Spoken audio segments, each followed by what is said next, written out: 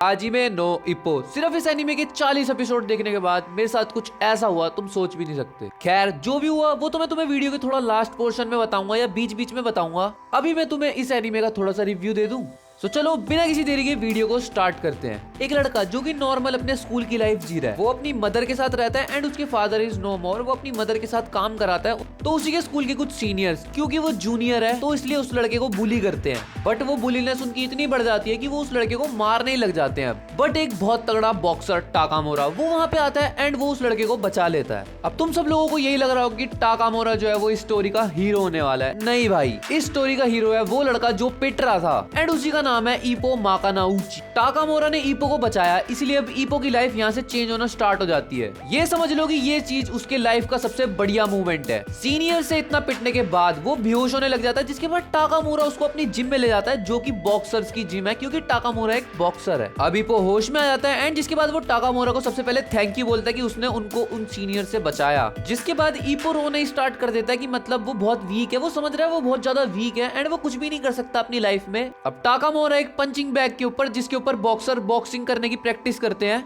उसके ऊपर टाकामोरा एक पिक्चर सी बना के लगा देता है। जिसके बाद वो इप्पो को बोलता है कि ये तेरे सीनियर है एंड तू उस पे मारने की कोशिश कर, पंच तेरे में जितनी जान है तू अपना पूरा फ्रस्ट्रेशन इस पंच में निकाल दे। इप्पो पंच मारता है, पहले तो वो बहुत नूबो की तरह पंच मारता है, जिसके बाद टाकामोरा उसको बताता है कि ये पोजीशन से मार। फिर वो पोजीशन लेके पंच मारता है और भाई वो पंच इतना ज्यादा डेवास्टेटिंग होता है पूरी जिम शॉक हो जाती है। लेकिन इप्पो का हाथ खून से भर चुका है क्योंकि वो पंचिंग बैग सैंड से भरा हुआ था। अब पहले टाकामोरा उसके हाथ की पट्टी करता है, उसके बाद वो उसको गिफ्ट में देता है कुछ डीवीडीज जो कि फाइटर से रिलेटेड है बॉक्सिंग में। इप्पो घर जाता है, उसको देखता है, उसके बाद उसका इंटरेस्ट जग जाता है बॉक्सिंग के अंदर। हाँ, पूरी स्टोरी यही बता दूं। अगर तुम्हें भी इस एनीमे को ढंग से देखना है, मेरे को इंस्टाग्राम पे डीएम मार दो, मैंने डिस्क्रिप्शन में लिंक दे रखा भाई। उसके ऊपर मैं तुम्हें ग्रुप शेयर कर दूंगा जहाँ पे पूरी एनीमे तुम्हें देखने को मिल जाएगी। जिसके बाद इप्पो को काफी सारे चैलेंजेस से निकल के आगे बढ़ना पड़ता है। वो एक एक करके हर चैलेंज को पास करता जाता है, करता जाता है, करता जाता है। पर क्योंकि वो अब अपना पूरा फोकस बॉक्सिंग को दे रहा है तो वो अपनी मम्मी के साथ काम नहीं करा पाता। वो एक दिन जिम में अपनी नॉर्मल प्रैक्टिस की तरह प्रैक्टिस कर रहा होता है क्योंकि उसके आगे आने वाली फाइट्स हैं। बट यहीं पे आता है सीन में एक ट्विस्ट। उसको एक इन्फॉर्मेशन दिया जाता है जिसमें उसको बताया जाता है कि उसकी मम्मी काम करते करते गिर गई।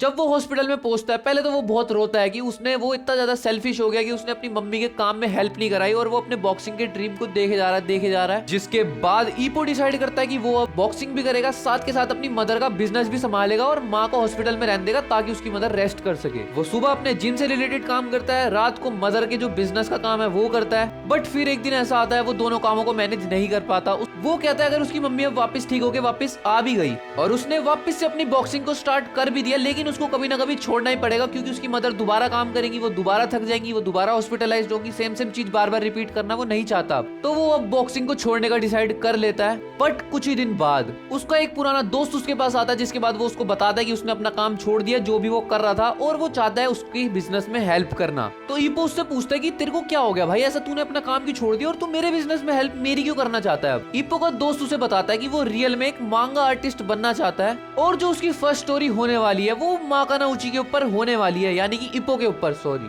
अब इप्पो वापस से जिम जाना स्टार्ट कर देता है क्योंकि उसका दोस्त भी उसकी हेल्प कर रहा होता है। लेकिन उसका दोस्त भी एक दिन इतना ज्यादा थक जाता है उस काम से, इप्पो को लगता है भाई अब ये नहीं आने वाला, अब ये चला जाएगा, क्योंकि वो बिल्कुल।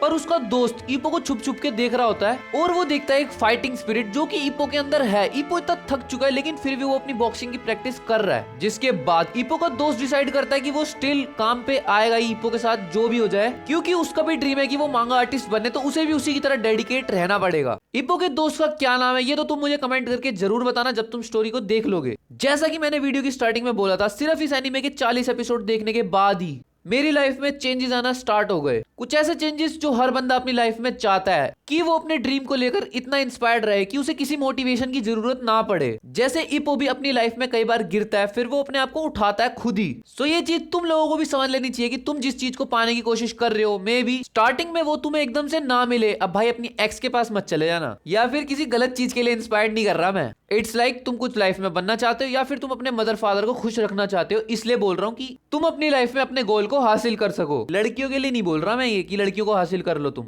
वैसे तो मेरे चैनल का बेसिक कंटेंट मांगास के ऊपर होता है, लेकिन आज मैंने दूसरी बार पर रिव्यू तो मैंने एनीमे का पहली बार ही दिया है। तो अगर तुम्हें मेरा एनीमे से रिलेटेड रिव्यू अच्छा लगा हो तो चैनल को जरूर सब्सक्राइब कर लेना, वीडियो को लाइक कर देना और अपने दोस्तों को शेयर भी कर देना। मिलते हैं ऐसी और वीडियो में, जब तक के लिए बाय बाय।